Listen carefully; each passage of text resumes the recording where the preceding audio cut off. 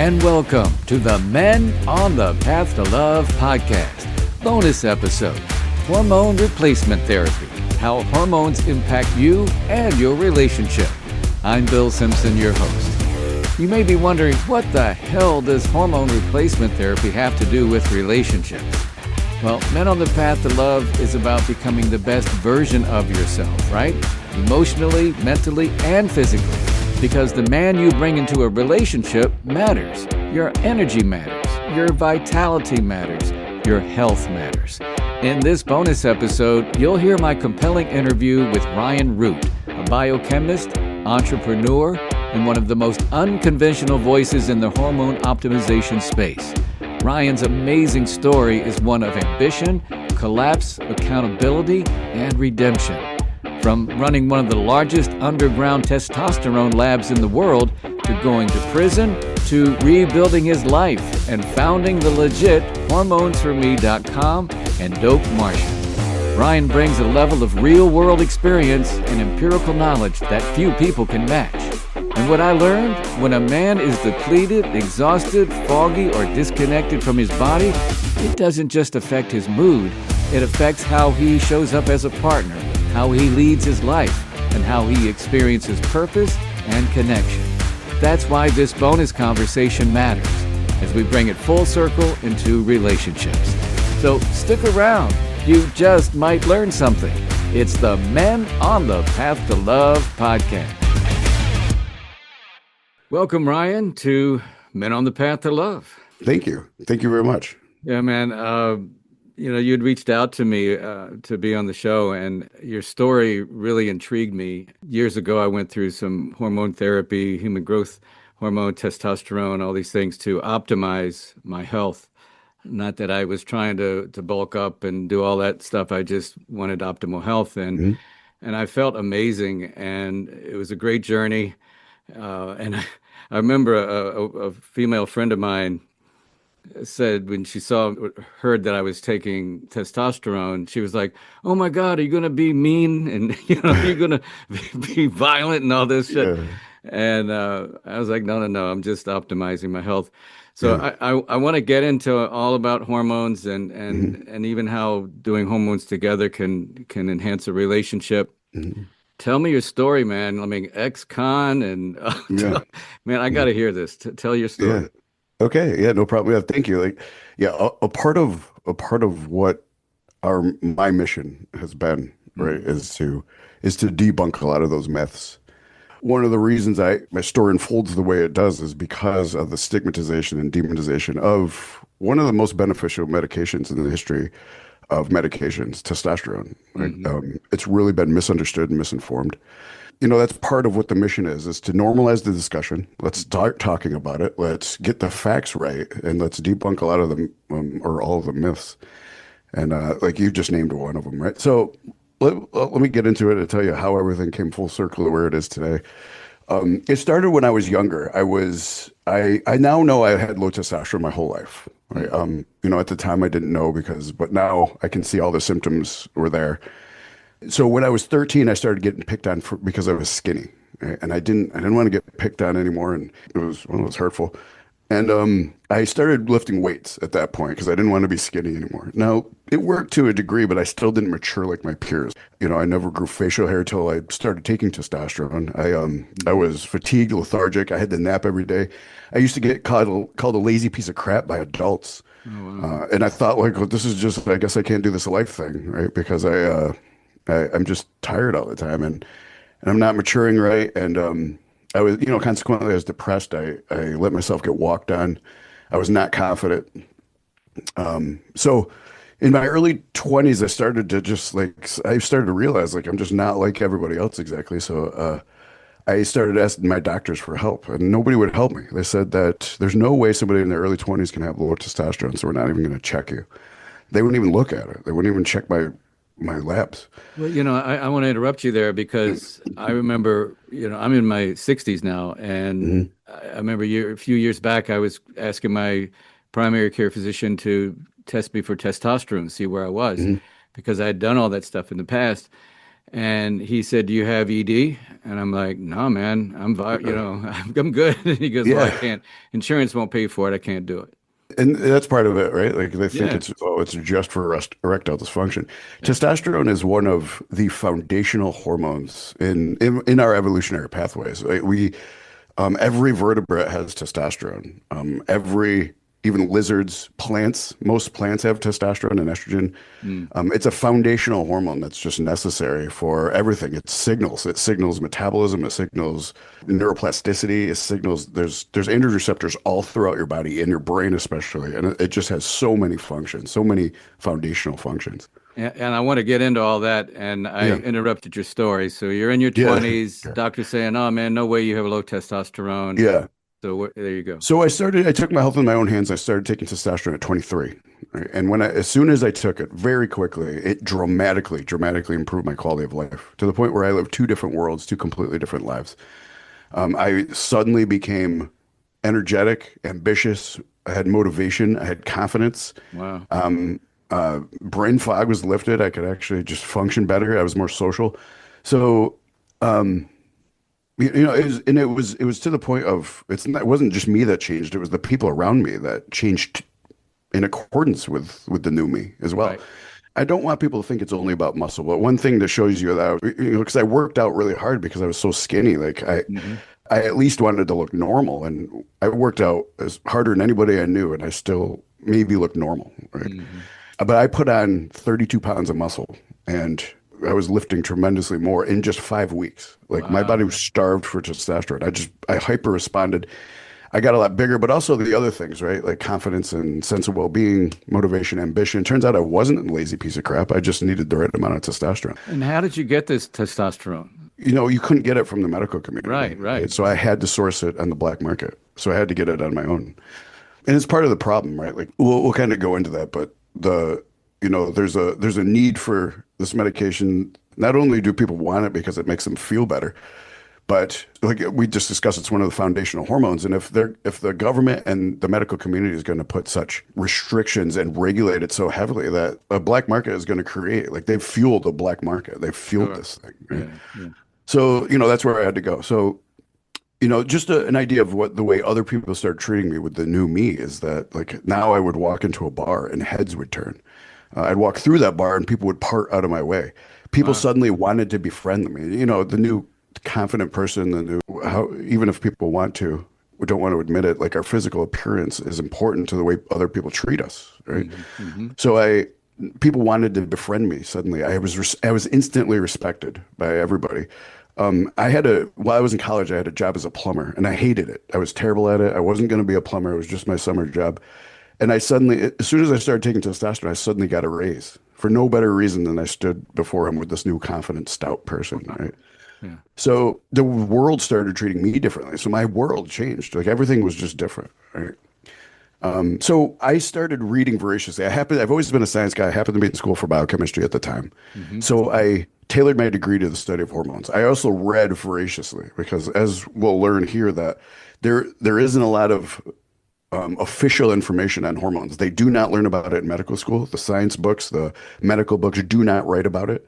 It's one of the problems. It's not in their curriculum. They just don't learn about it. That's what's kind of fueled a lot of this ignorance about what it's about, right? It's Gotcha. just not taught. So I had to do my own research, and I read voraciously. While most kids my age were coming home and playing video games, I was coming home and I couldn't wait to study hormones. So I just dove into it, made my entire life about it.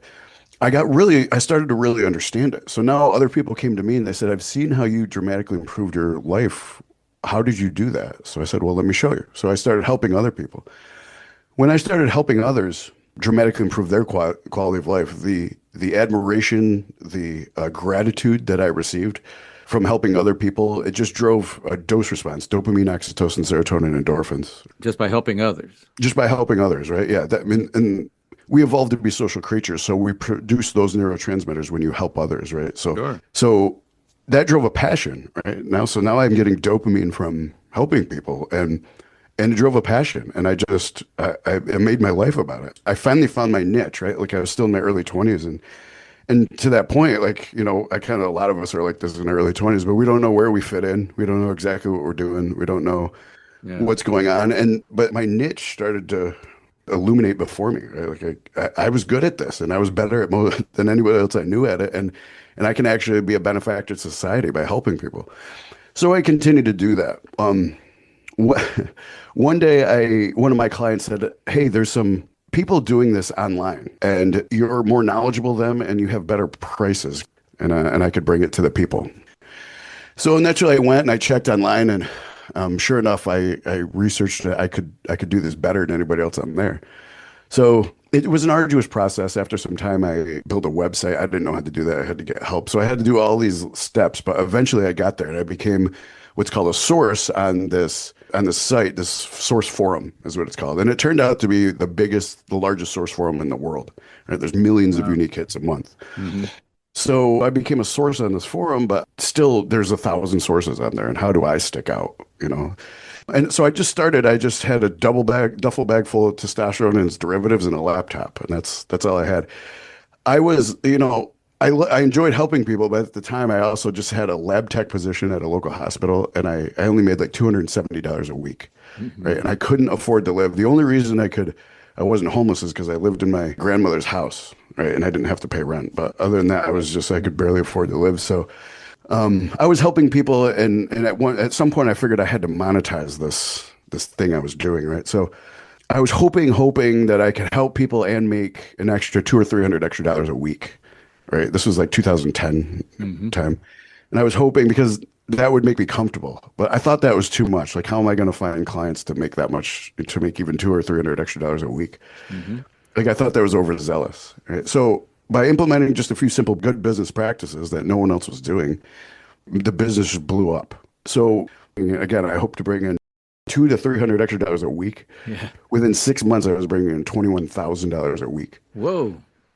And then it just got bigger from there. I just expanded and it got bigger, and I was making 30, 50,000 a week, Damn. 100,000 a week. There's a few weeks where I made $500,000. You were in demand for sure. Yeah, right. So, right, and it kind of shows you, right? Like the market is strong for this, and especially for somebody who knows what they're doing. Like, so what I did in there is I helped a lot of people. Like one of my things was customer service, and I would help design protocols and help people because it's complex, right? It's like it's not.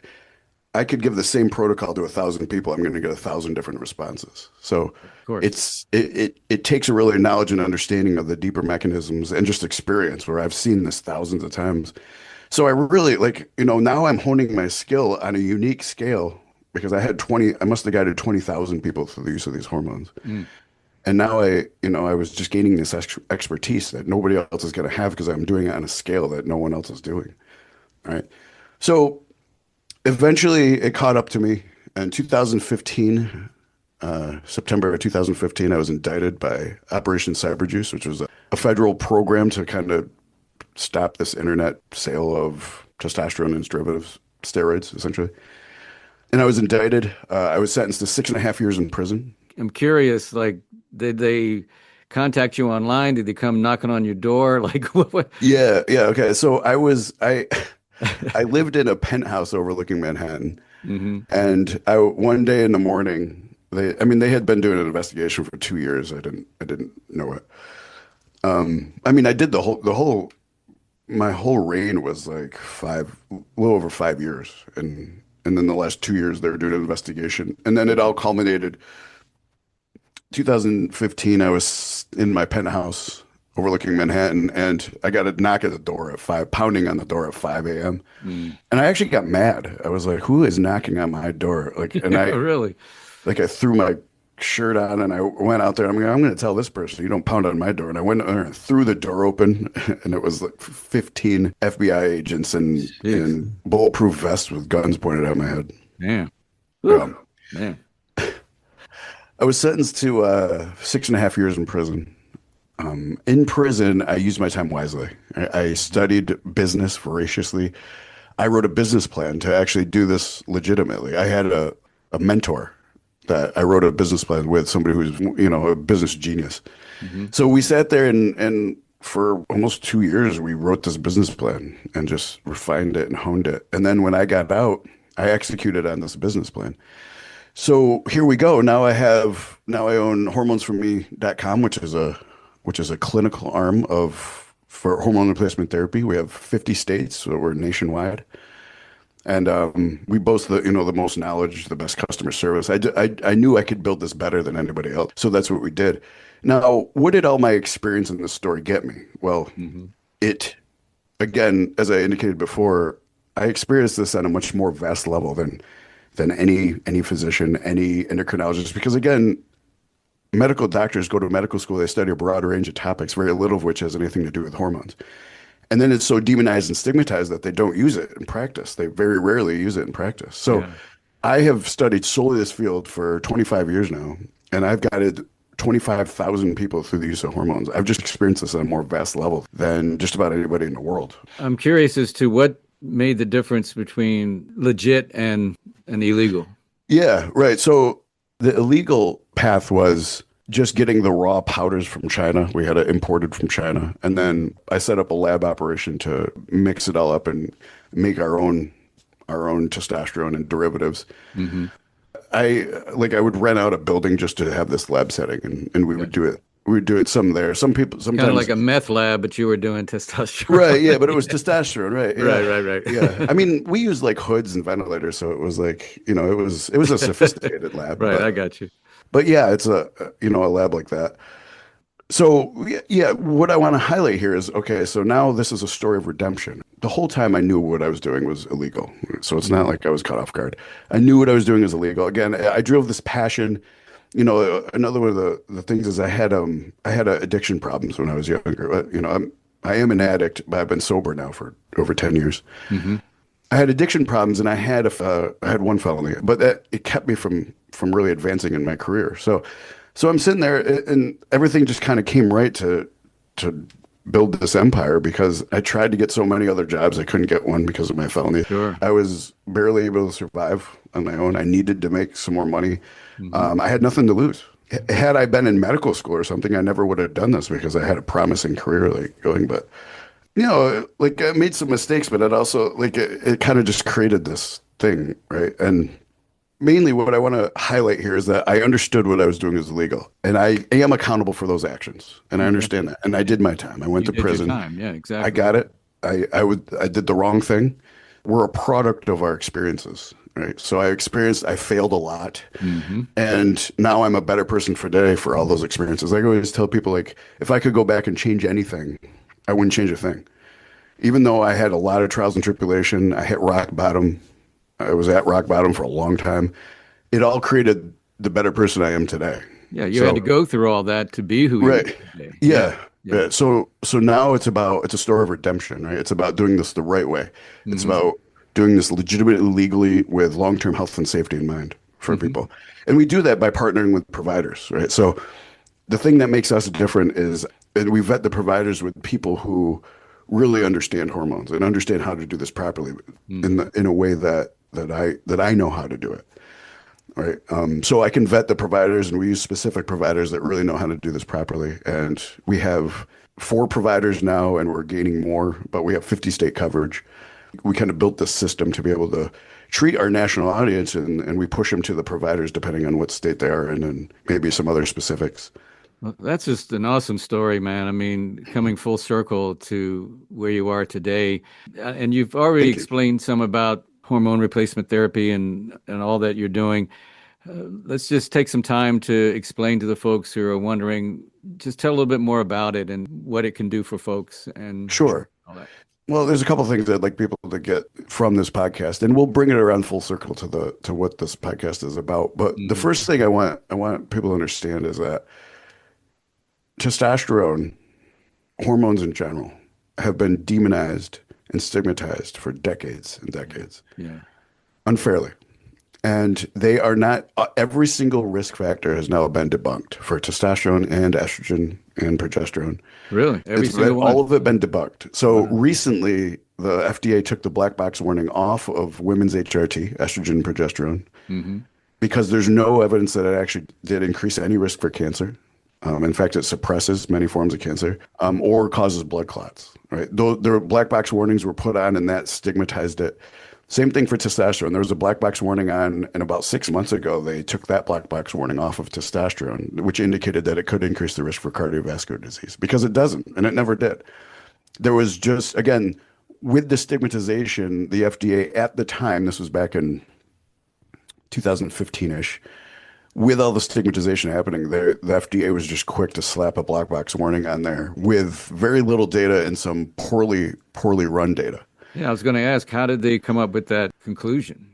There was 4 studies that showed a potential increased risk for cardiovascular disease. There was over 100 studies that proved not only was there not an increased cardiovascular risk from testosterone, but that it reduced cardiovascular disease.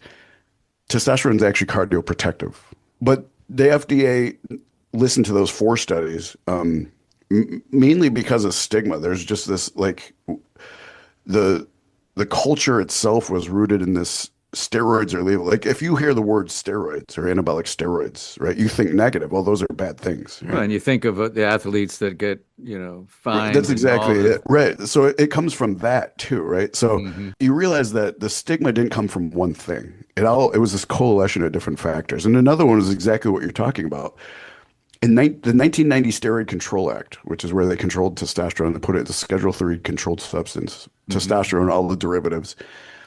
It was made a controlled substance despite the DEA, the FDA, and the American Medical Association suggesting that they don't do it because it didn't meet the criteria to control a substance. It didn't meet the addictive requirements to make it a controlled substance. Remember when Sammy Sosa and Mark McGwire were belting those home runs? Oh, yeah, right. yeah. And then there was a steroid scandal sort of around that. And then Congress had congressional meetings about baseball and steroids.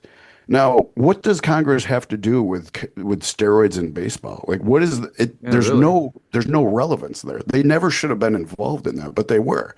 When you lay out all the facts, it looks really fishy, right? Like drug companies control Congress because they fund their campaigns. Drug companies control the DEA because they're extensions of Congress. Drug companies control the FDA because every single FDA commissioner of the last 15 years now has a cushy job at the top of a drug company Go where figure. they're just paid, right? So it's like, if you play ball, if you're an FDA commissioner and you play ball with the drug companies, you're going to have a job that just secures you for the rest of your life, right? Wow. So you start to see like, okay, all of these government agencies are just extensions of drug companies, right? So we don't have any direct evidence that there's something fishy going on, but it just looks really bad when you lay out all the facts, right? Yeah. So why would they want it to be stigmatized? Why wouldn't they want it to be widely used? Because I have seen testosterone get people off of blood pressure medications, cholesterol medications, SSRIs, and depression medications because it's dopaminergic, gives you a good sense of well-being and energy. I've seen it get people off of pain medications because it's systemically anti-inflammatory and reduces all kinds of joint pains and back pains and everything. And it reverses diabetes. I've seen it reverse all metabolic disorders. Right. So all of the Why medications, wouldn't they want this? because they're making a lot of money Comes down to money. prescribing all of the medications that testosterone itself would solve. Right. That is That's something right. that could work, then that takes away their bottom line. No, listen, we don't have any direct proof that that's happened, that the drug companies have incentivized the criminalization of testosterone and stigmatized it intentionally. Right. But when you lay out all the facts, it's just it just points to it. Like, of course they would do this. And if you start to look at studies, there's a meme that goes around. It's pretty funny. It says that 99% of all scientists agree with whoever's funding them. Right? So you start to look at these studies, and one of the problems why women's HRT, they thought there was increased risk of cancer, was the Women's Health Initiative of 2002, right? And that single-handedly worldwide reduced the amount of women's HRT just because they said it could increase the risk of cancer. And now subsequent studies and the Women's Health Initiative was widely discredited. It was proven to be wrong. And it took till just recently for that black box warning to come off of women's HRT.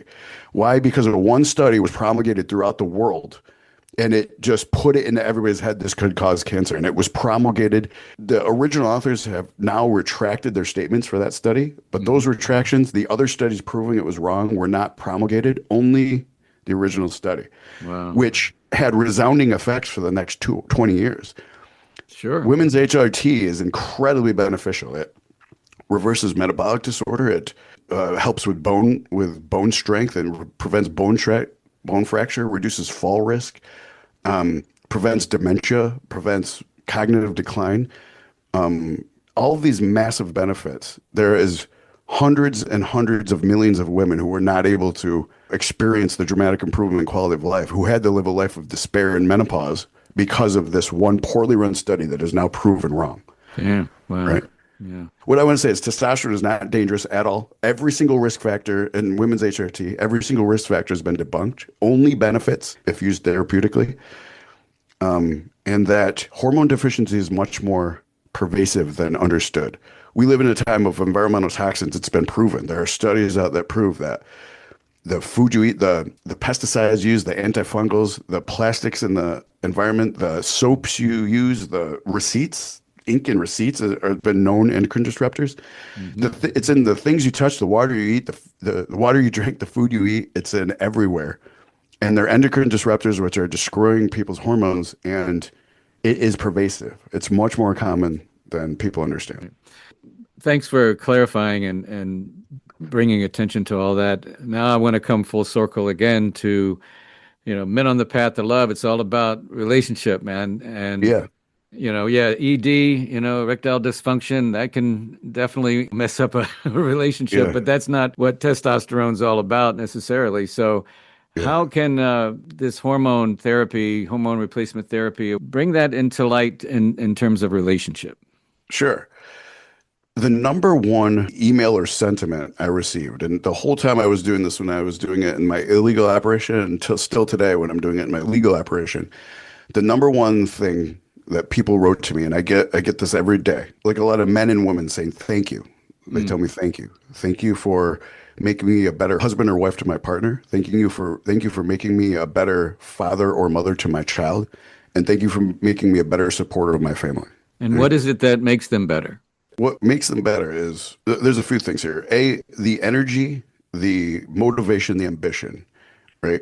You now have the energy to put into your spouse, right? You have the energy to be with them. And not to mention that there are estrogen and testosterone receptors throughout your brain. These hormones also do control emotion, right? There's just this heightened sense of connection, this heightened sense of duty, right? Of duty for men and women. And women another one of the biggest bouts of misinformation is that testosterone's a male hormone, estrogen's a female hormone. That's just ridiculous. They're human hormones. These are foundational hormones that both men and women need. Women need testosterone. We treat all of our female HRT patients with testosterone. Now, they use a lot less, but it's still important that they have an adequate amount of testosterone. Sure. What that does is it gives people energy, confidence, motivation, ambition to do better and be there for your partner. And there's also oxytocin factors that come from this. You can really release oxytocin, become closer to your partner. Also, the energy to play with the kids now, right? I have a lot of guys that say, "Man, I came home, I couldn't play with my kids on the weekends. I had to lay down. I had to sit on the couch." You're not tired to have to do that anymore. And again, now there's the libido enhancement, right? So the libido is enhanced, and this leads to a better relationship, a better sexual relationship, just yields a better relationship all over. Yeah. When I hear you say about all these good things that can happen in the relationship because of this, it totally debunks what my friend was saying to me when I was doing testosterone therapy, saying, "Oh, you're going to be violent, you're going to be mean, you're going to be this, this brute," and you're saying the total opposite. Yeah, so it's important to debunk all of these myths, right? And one of the myths is this roid rage or testosterone. Right. Yeah. It has just been proven time and time again that it's not a factor, not a function of what it does.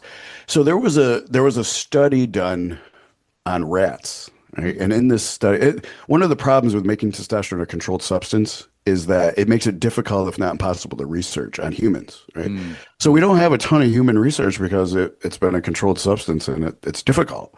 Gotcha. So like a lot of our studies come from rats, right? So there was a rat study and it showed that rats on testosterone were only more aggressive when other rats threatened their territory or their family.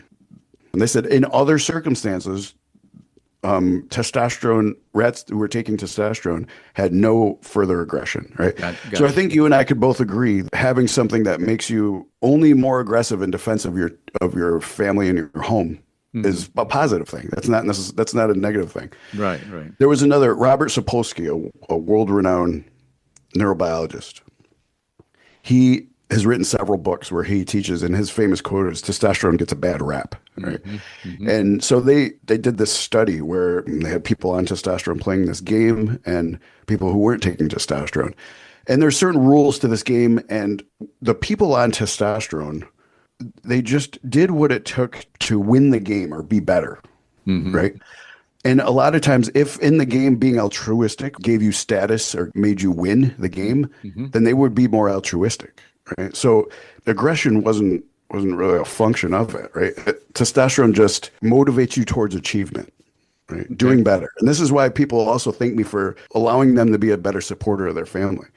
They would go out and they would try to get that raise, or they would try to get a better position, or they would had the motivation and ambition to leave their job and go get a better one. Right. Gotcha. And so Yeah. this is what we see. We don't see aggression. We just see those characteristics. So it's helping to drive them towards success Yes. and overall life happiness, I guess. Yes. Yeah, in general. Yeah.